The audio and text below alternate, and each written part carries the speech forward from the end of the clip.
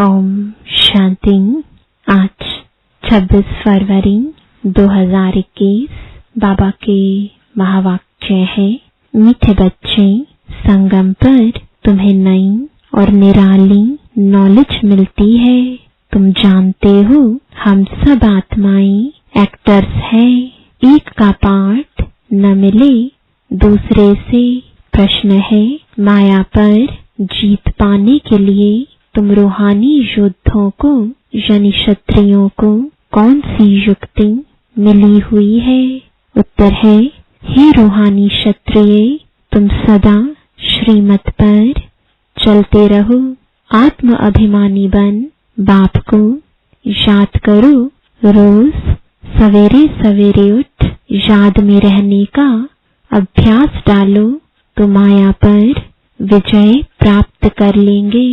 उल्टे सुलटे संकल्पों से बच जाएंगे। याद की मीठी युक्ति माया जीत बना देगी। गीत है, ओ जिसका साथी है भगवान उसको क्या रोकेगा आंधी और तूफान। जिसका साथी है भगवान। ओम शांति। यह मनुष्यों के बनाए हुए गीत है। इनका अर्थ कोई कुछ भी नहीं जानते। गीत भजन आदि गाते हैं, महिमा करते हैं भक्त लोग, परंतु जानते कुछ नहीं। महिमा बहुत करते हैं। तुम बच्चों को कोई महिमा नहीं करनी है। बच्चे बाप की कभी महिमा नहीं करते। बाप जानते हैं यह हमारे बच्चे हैं। बच्चे जानते हैं यह हमारा बाबा है। अभी यह बेहद की बात है, फिर भी सब बेहद के बाप को याद करते हैं। अब तक भी याद करते रहते हैं। भगवान को कहते हैं, हे बाबा, इनका नाम शिव बाबा है। जैसे हम आत्माएं हैं वैसे शिव बाबा है। वह है परमात्मा जिसको सुप्रीम कहा जाता है। उनके हम बच्चे हैं। उनको सुप्रीम सोल कहा जाता है। उनका निवास स्थान कहाँ है? परम धाम में। सब सोल्स वहाँ रहती हैं। एक्टर्स ही सोल्स हैं। तुम जानते हो नाटक में एक्टर्स नंबरवार होते हैं। हर एक के पाठ अनुसार इतनी तनख्वाह यानी पगार मिलती है। सब आत्माएं जो वहाँ रहती हैं सब पाठधारी हैं, परंतु नंबरवार सबको पाठ मिला हुआ है। रूहानी बाप बैठ समझाते हैं कि रूहों में कैसे अविनाशी पाठ नोंधा हुआ है। सब रूहों का पाठ एक जैसा नहीं हो सकता। सब में ताकत एक जैसी नहीं। तुम जानते हो कि सबसे अच्छा पाठ उनका है जो पहले शिव की रुद्रमाला में है। नाटक में जो बहुत अच्छे अच्छे एक्टर्स होते हैं उनकी कितनी महिमा होती है। सिर्फ उनको देखने लिए भी लोग जाते हैं। तो यह बेहद का ड्रामा है। इस बेहद के ड्रामा में भी ऊंच एक बाप है। ऊंच ते ऊंच एक्टर, क्रिएटर, डायरेक्टर भी कहे वह सब है। हद के एक्टर्स, डायरेक्टर्स आदि उनको अपना छोटा पार्ट मिला हुआ है। पार्ट आत्मा बजाती है, परंतु देह अभिमान के कारण कह देते कि मनुष्य का ऐसा पार्ट है। बाप कहते पार्ट सारा आत्मा का है। आत्म अभिमानी बनना पड़ता है। बाप ने समझाया है कि सतयुग में आत्म अभिमानी होते हैं। बाप को नहीं जानते। यहाँ कलयुग में तो आत्म अभिमानी भी नहीं और बाप को भी नहीं जानते। अभी तुम आत्म अभिमानी बनते हो। बाप को भी जानते हो। तुम ब्राह्मणों को निराली नॉलेज मिलती है। तुम आत्मा को जान गए हो कि हम सब आत्माएं एक्टर्स हैं। सबको पार्ट मिला हुआ है। जो एक न मिले दूसरे से, वह पार्ट सारा आत्मा में है। यूं तो जो नाटक बनाते हैं वह भी पार्ट आत्मा ही धारण करती है। अच्छा पार्ट भी आत्मा ही लेती है। आत्मा ही कहती है मैं गवर्नर हूँ, फलाना हूँ, परंतु आत्म अभिमानी नहीं बनते। सतयुग में समझेंगे कि मैं आत्मा हूँ। एक शरीर छोड़ दूसरा लेना है। परमात्मा को वहाँ कोई नहीं जानते। इस समय तुम सब कुछ जानते हो। शूद्रों और देवताओं से तुम ब्राह्मण उत्तम हो। इतने ढेर ब्राह्मण कहाँ से आएंगे जो बनेंगे? लाखों आते हैं प्रदर्शनी में। जिसने अच्छी तरह समझा, ज्ञान सुना, वह प्रजा बन गई। एक एक राजा की प्रजा बहुत होती है। तुम प्रजा बहुत बना रहे हो। प्रदर्शनी प्रोजेक्टर से कोई समझकर अच्छे भी बन जाएंगे। सीखेंगे, योग लगाएंगे, अभी वह निकलते जाएंगे। प्रजा भी निकलेगी। फिर साहूकार, राजा, रानी, गरीब आदि सब निकलेंगे। प्रिंस प्रिंसेस बहुत होते हैं। सतयुग से त्रेता तक प्रिंस प्रिंसेस बनने हैं। सिर्फ 8 व 108 तो नहीं होंगे, लेकिन अभी सब बन रहे हैं। तुम सर्विस करते रहते हो। यह भी नथिंग न्यू। तुमने कोई फंक्शन किया, यह भी नई बात नहीं। अनेक बार किया है। फिर संगम पर यही धंधा करेंगे। और क्या करेंगे? बाप आएंगे पतितों को पावन बनाने। इसको कहा जाता है वर्ल्ड की हिस्ट्री, ज्योग्राफी। नंबरवार तो हर बात में होता ही है। तुम्हारे में जो अच्छा भाषण करते हैं तो सब कहेंगे कि इसने बहुत अच्छा भाषण किया। दूसरे का सुनेंगे तो भी कहेंगे कि पहले वाले अच्छा समझाते थे। तीसरे फिर उनसे तीखे होंगे तो कहेंगे यह उनसे भी तीखे हैं। हर बात में पुरुषार्थ करना होता है कि हम उनसे ऊपर जाएं। होशियार जो होते हैं वह झट हाथ उठाएंगे भाषण करने लिए। तुम सब पुरुषार्थी हो। आगे चल मेल ट्रेन बन जाएंगे। जैसे मम्मा स्पेशल मेल ट्रेन थी। बाबा का तो पता नहीं पड़ेगा क्योंकि दोनों इकट्ठे हैं। तुम समझ नहीं सकेंगे कि कौन कहते हैं। तुम सदैव समझो कि शिव बाबा समझाते हैं। बाप और दादा दोनों जानते हैं, परंतु वह अंतर्यामी है। बाहर से कहते हैं यह तो बहुत होशियार है। बाप भी महिमा सुन खुश होते हैं। लौकिक बाप का भी कोई बच्चा अच्छी तरह पढ़कर ऊंच पद पाता है तो बाप समझते हैं कि यह बच्चा अच्छा नाम निकालेगा। यह भी समझते हैं कि फलाना बच्चा इस रूहानी सर्विस में होशियार है। मुख्य तो भाषण है, किसको बाप का संदेश देना, समझाना।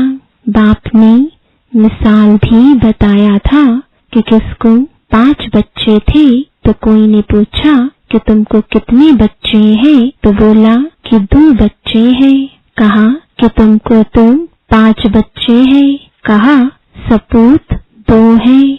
यहाँ भी ऐसे है, बच्चे तो बहुत हैं। बाप कहेंगे कि यह डॉक्टर निर्मला बच्ची बहुत अच्छी है, बहुत प्रेम से लौकिक बाप को समझाई, सेंटर खुलवा दिया है। यह भारत की सर्विस है। तुम भारत को स्वर्ग बनाते हो। इस भारत को नर्क रावण ने बनाया। एक सीता कैद में नहीं थी, लेकिन तुम सीताएं रावण की कैद में थी। बाकी शास्त्रों में सब दंत कथाएं हैं। यह भक्ति मार्ग भी ड्रामा में है। तुम जानते हो सतयुग से लेकर जो पास हुआ वह रिपीट होगा। आपे ही पूज्य, आपे ही पुजारी बनते हैं। बाप कहते हैं मुझे आकर पुजारी से पूज्य बनाना है। पहले गोल्डन एज्ड, फिर आयरन एज्ड बनना है। सतयुग में सूर्यवंशी लक्ष्मी नारायण का राज्य था।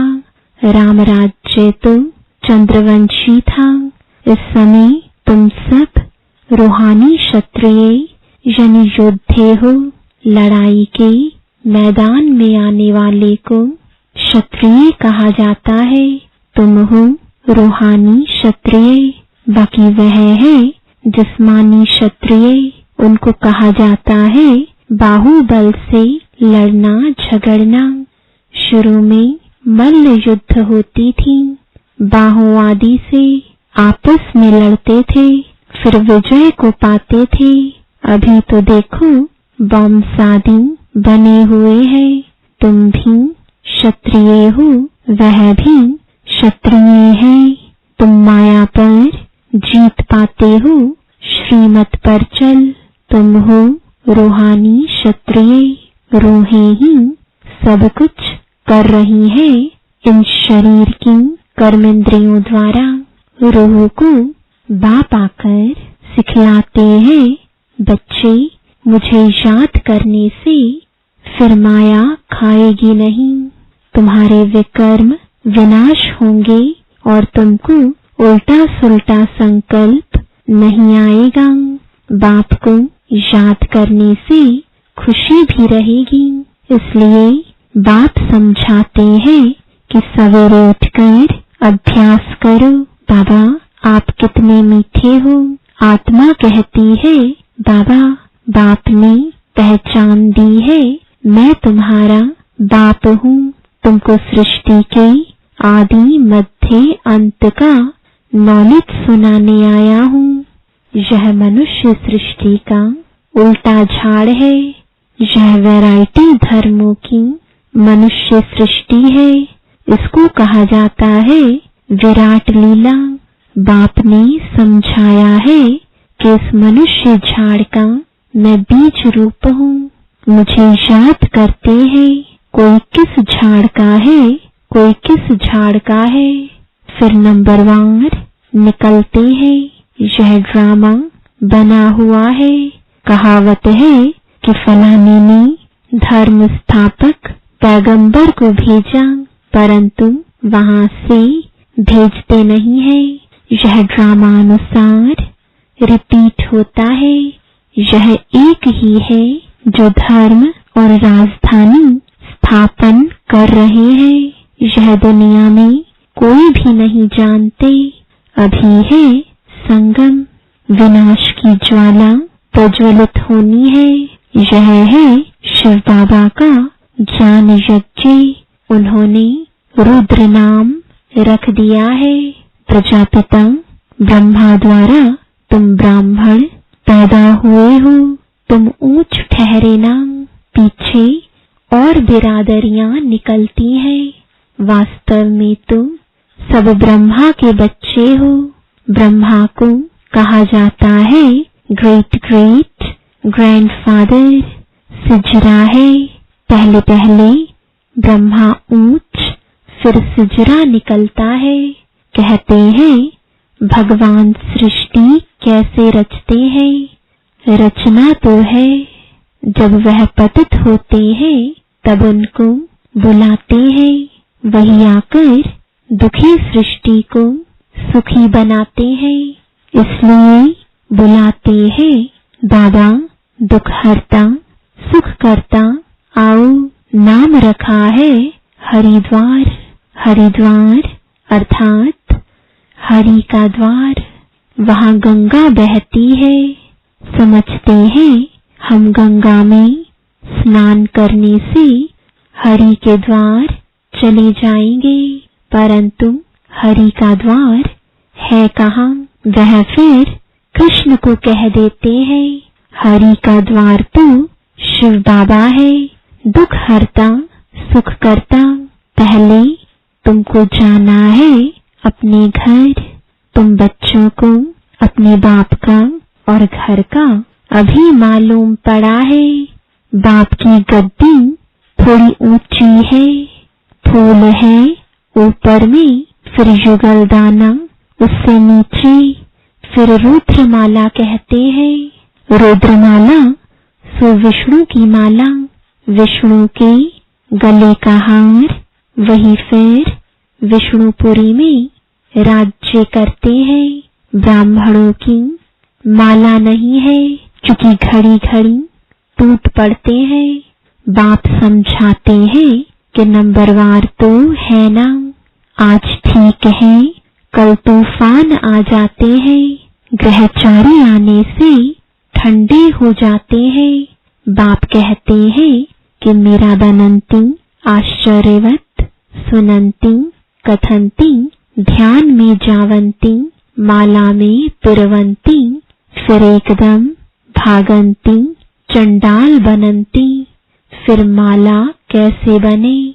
तो बाप समझाते हैं कि ब्राह्मणों की माला नहीं बनती। भक्तमाला अलग है, रुद्रमाला अलग है। भक्तमाला में मुख्य है फीमेल्स में मीरा और मेल्स में नारद। यह है रुद्रमाला।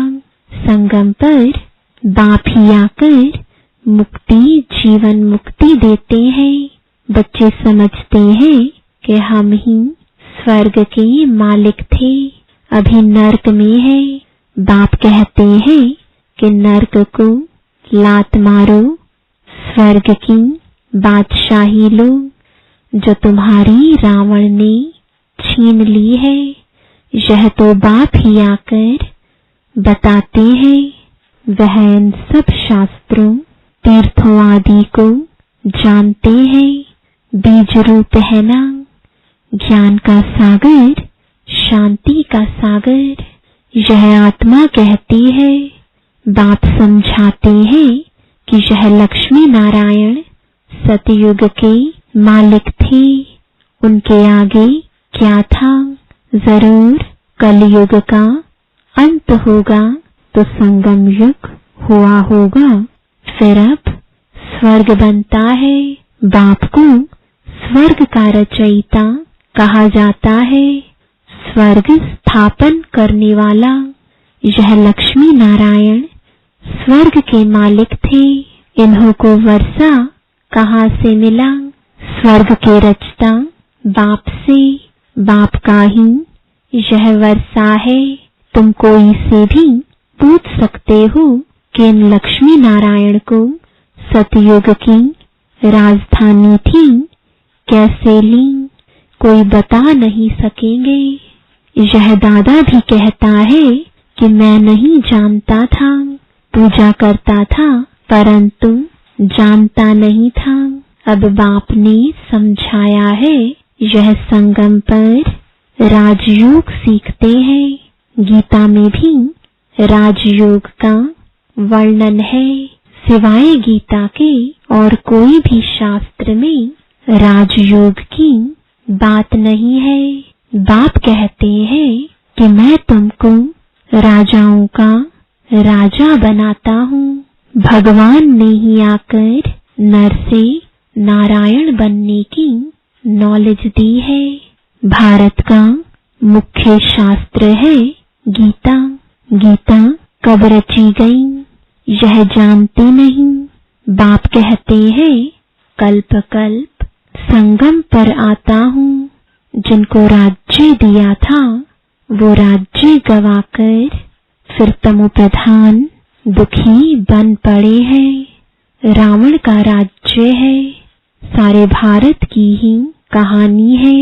भारत है ऑलराउंड और तो सब बाद में आते हैं। बाप कहते हैं कि तुमको 84 जन्मों का राज बताता हूँ। 5000 वर्ष पहले तुम देवी देवता थे, तुम अपने जन्मों को नहीं जानते हो। हे भारतवासियों, बाप आते हैं अंत में, आदि में आए तो आदि अंत का नॉलेज कैसे सुनाए। सृष्टि की वृद्धि ही नहीं हुई है तो समझाए कैसे। वहां तो नॉलेज की दरकार ही नहीं। बाप अभी संगम पर ही नॉलेज देते हैं। नॉलेजफुल है ना? जरूर नॉलेज सुनाने अंत में आना पड़े। आदि में तुमको क्या सुनाएंगे, यह समझने की बातें हैं।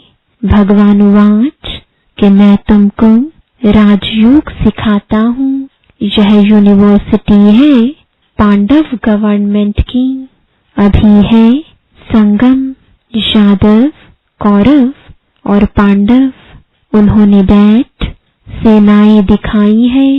बाप समझाते हैं यादव कौरव विनाश काले विपरीत बुद्धि, एक दो को गाली देते रहते हैं। बाप से प्रीत नहीं है। कह देते कि कुत्ते बिल्ली सब में परमात्मा है। बाकी पांडवों की प्रीत बुद्धि थी। पांडवों का साथी स्वयं परमात्मा था। पांडव माना रूहानी पंडे, वह है जिस्मानी पंडे। तुम हो रूहानी पंडे। अच्छा, मीठे मीठे सिकिलदे बच्चों प्रति माता पिता बाप दादा का याद प्यार और गुड मॉर्निंग। रूहानी बाप की रूहानी बच्चों को नमस्ते। रूहानी बच्चों की रूहानी बाप दादा को गुड मॉर्निंग और नमस्ते। धारणा के लिए मुख्य सार है। पहला, आत्म अभिमानी बन इस बेहद नाटक में हीरो पार्ट बजाना है। हर एक एक्टर का पार्ट अपना अपना है, इसलिए किसी के पार्ट से रीस नहीं करनी है। दूसरा, सवेरे सवेरे उठकर अपने आप से बातें करनी है। अभ्यास करना है, मैं इन शरीर की कर्मेंद्रियों से अलग हूँ। बाबा, आप कितने मीठे हो। आप हमें सृष्टि के आदि मध्य अंत का ज्ञान देते हो। वरदान है सदा देह अभिमान व देह की बदबू से दूर रहने वाले इंद्रप्रस्थ निवासी भव। कहते हैं इंद्रप्रस्थ में सिवाय परियों के और कोई भी मनुष्य निवास नहीं कर सकते। मनुष्य अर्थात जो अपने को आत्मा न समझ देह समझते हैं, तो देह अभिमान और देह की पुरानी दुनिया, पुराने संबंधों से सदा ऊपर उड़ते रहते। जरा भी मनुष्यपन की बदबू ना हो। देही अभिमानी स्थिति में रहो। ज्ञान और योग के पंख मजबूत हो, तब कहेंगे इंद्रप्रस्थ निवासी। स्लोगन है अपने तन मन धन को सफल करने व सर्व खजानों को बढ़ाने वाले ही समझदार हैं। ओम शांति।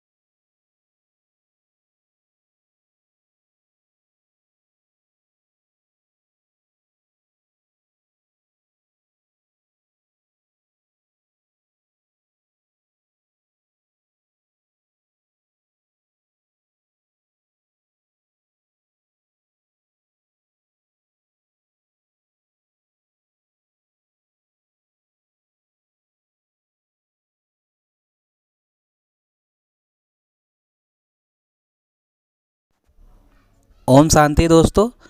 रोज़ाना मुरली के लिए सब्सक्राइब करना ना भूलें चैनल और बेल आइकन ज़रूर दबाएं। ओम शांति।